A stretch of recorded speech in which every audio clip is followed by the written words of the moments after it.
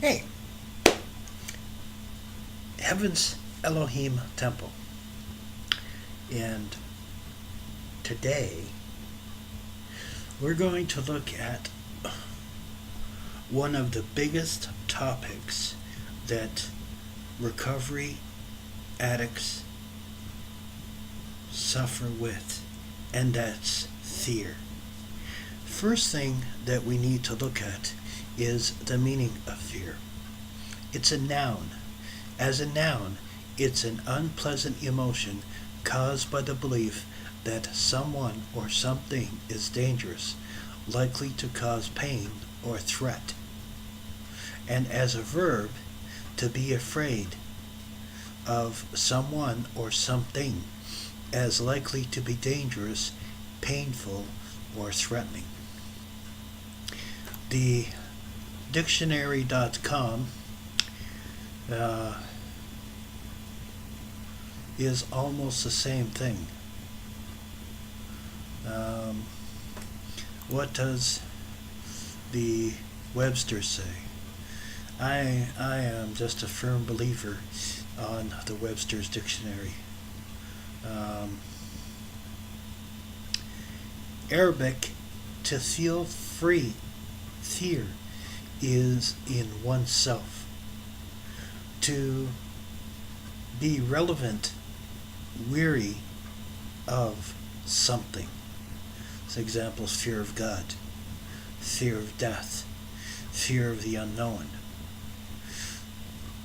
And fourthly, to be afraid or expect the alarm or fear the worst.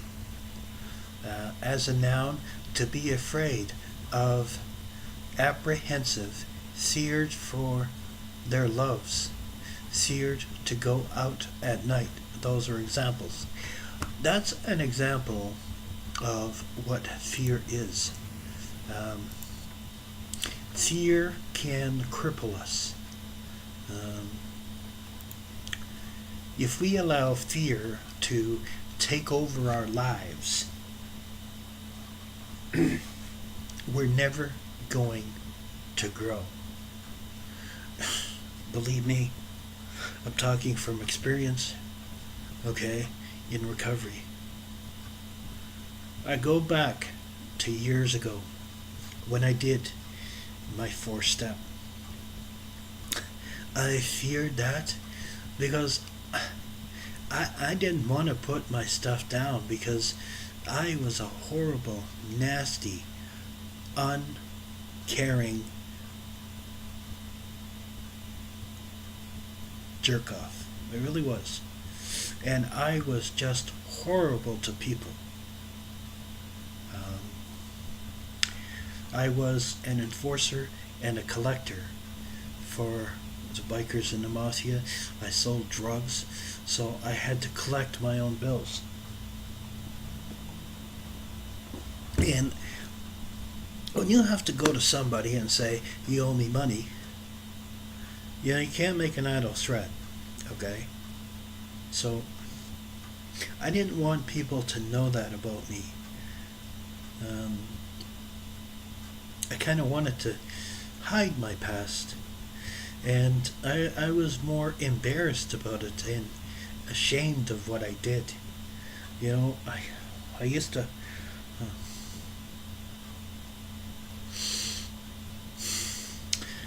go to the gay bars, and I used to pick on those. I used to take them outside and beat them up and steal their money. See, I was a nasty person. I've hurt a lot of people in my life. When I had a huge fear of step 4, and I called my sponsor, and I said, I don't want to do this. And he asked me 3 questions. He said, do you want to heal? I said, yes. Do you want to get well? I said, yes.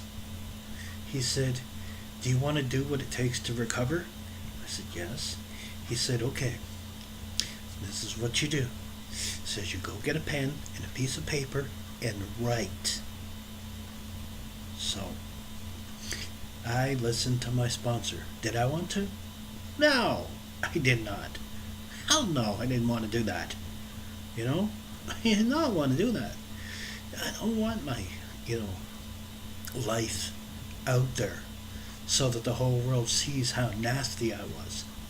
You see, I was hiding behind a facade, hiding behind a mask of gentle, kind, understanding. But that wasn't me. So I started writing. It took me 3 days to write it and get it all out. And when I finished, I called my sponsor up and I said, it's done. He said, okay, now I want you to go through it, and for every negative, I want you to put a positive. And I'm like, what? Are you kidding me? No. No. I listened to my sponsor. So I did. I went back, and every negative emotion I put a positive for.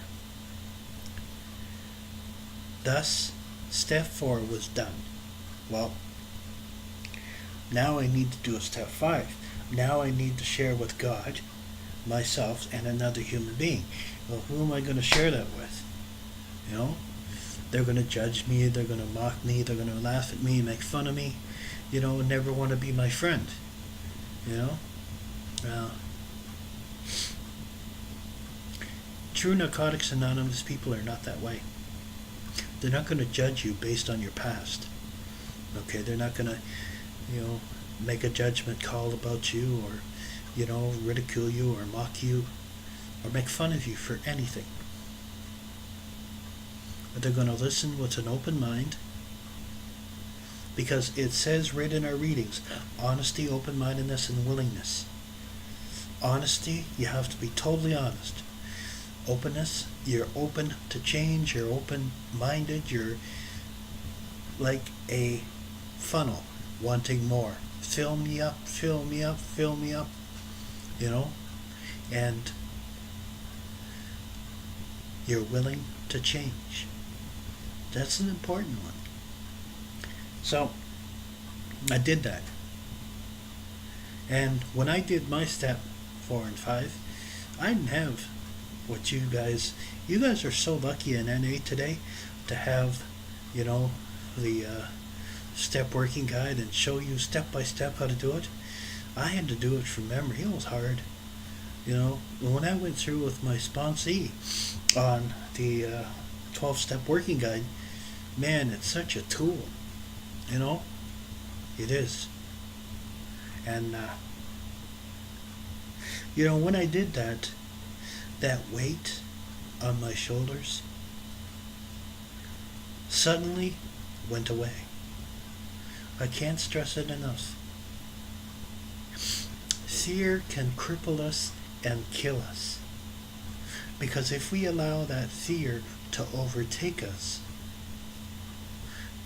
we won't grow, we won't mature, we won't take a step of faith and put our power in a power greater than ourselves, and step out in that a belief that life is not always going to suck.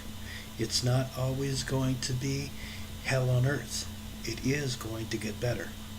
You know? It does. You know? Fear. Face it. It's going to be hard. It's going to feel like hell. And it's not going to feel very comfortable in any way, shape, or form. But when you get on the other side of that, and you're over here, see, from here to here, it feels forever. But this neutral space in here, we grow from everything we face in recovery. We grow from. We learn from. In our addiction, we did not do that because we did the same thing and expected a different result. You know, if you take your vehicle and you punch the gas and you hit a wall, you're going to go through it, but not right away.